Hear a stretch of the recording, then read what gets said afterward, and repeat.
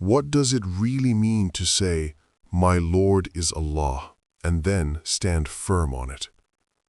What kind of heart feels no fear, no grief, no anxiety? Why do angels descend upon such people and give them glad news of paradise? And how does true faith remove every fear from a human being's life? Listen carefully, because this is the core of faith itself. Peace is upon those eyes that remain fixed upon guidance. Peace is upon those ears that wait for words of goodness. And peace is upon those footsteps that are actively walking the path of guidance. Those people who say, "Our Lord is Allah," and then they remain firm upon it. Upon them the angels descend. قال تعالى: إن الذين قالوا ربنا الله ثم استقاموا تتنزل عليهم الملائكة ألا تخافوا ولا تحزنوا وأبشروا بالجنة التي كنتم توعدون. Those who say, "Our Lord is Allah," and then stay firm upon it, upon them the angels descend. They say, "Do not be afraid. Do not grieve. Rejoice in the glad tidings of paradise that was promised to you." When a human being becomes fully satisfied with the lordship of Allah, when a person reaches certainty that "My Lord is Allah," then for such a person, there is no anxiety, there is no danger, there is no fear. Whatever has happened, whatever is happening, by whose permission is it happening? By the permission of Allah. Without His permission, even a leaf cannot move. This universe is not blind, it is not deaf, it is not a lifeless force that I should be afraid of. If a blind buffalo comes running, every human being should fear that. No one knows whom it might hit. But no, this universe is being run by a seeing God, by a hearing God, the one who is my friend, the one who is my protector. Allah is the wali of those who believe. Allah is the companion. Allah is the support. Allah is the helper. Allah is the protector. The one who becomes certain that Allah is my helper, Allah is my protector, Allah is my support, Allah is my defender.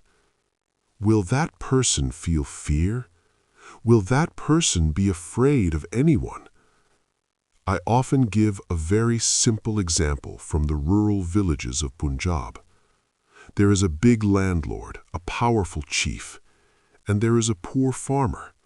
That poor farmer's animals are always at risk. He is always worried. What if someone steals my buffalo? What if someone takes my ox? But the one about whom everyone knows that the big landlord is his friend, will his calves be in fear? Will anyone dare touch his buffalo? Will he feel any worry?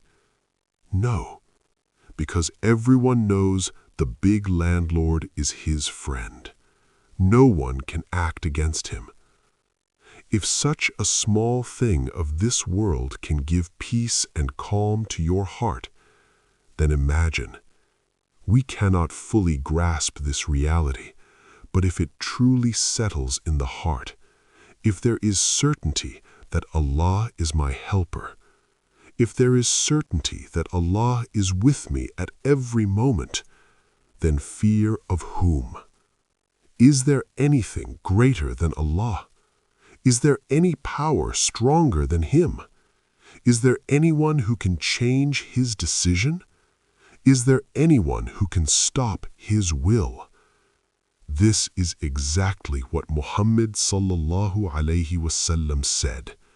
This is the essence of faith. Listen carefully. Fix this firmly in your heart. If all people gather together to harm you, They cannot harm you except with what Allah has already written for you. And if all people gather together to benefit you, they cannot benefit you except with what Allah has already decided for you. Now think, imagine, if this hadith truly settled in our hearts, would we fear anyone?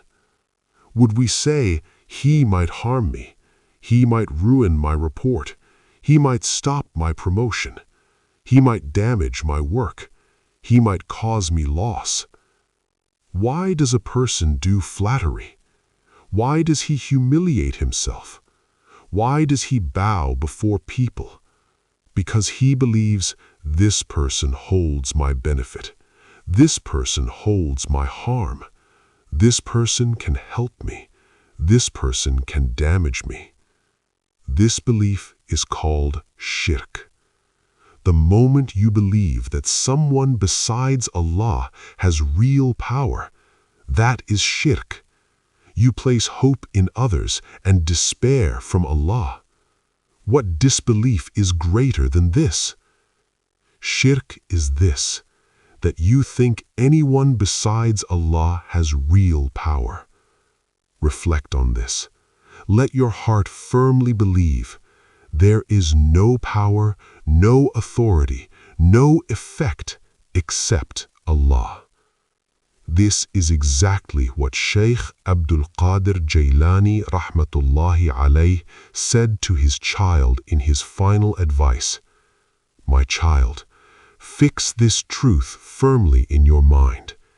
There is no real doer, no real cause except Allah. Nothing has power by itself. If Allah does not will, fire cannot burn. If Allah does not will, water cannot drown. If Allah does not will, poison cannot kill. If Allah does not will, nothing can benefit. Then why do you bow at every door? Why do you place your head at every threshold? Ask only Allah. Bow only before Allah. Place your forehead only on the ground for Allah. We see that water quenches thirst, but the power to quench thirst is not in water. It is by the permission of Allah. Food removes hunger, but the power to remove hunger is not in food. It is by the permission of Allah. Look at the faith of Musa alayhi salam. Remember the incident. In front, the sea. Behind, the dust storm. It became clear that Pharaoh had arrived with his army. The army was coming fast. The dust storm was getting closer. The entire nation said, Musa, we are caught.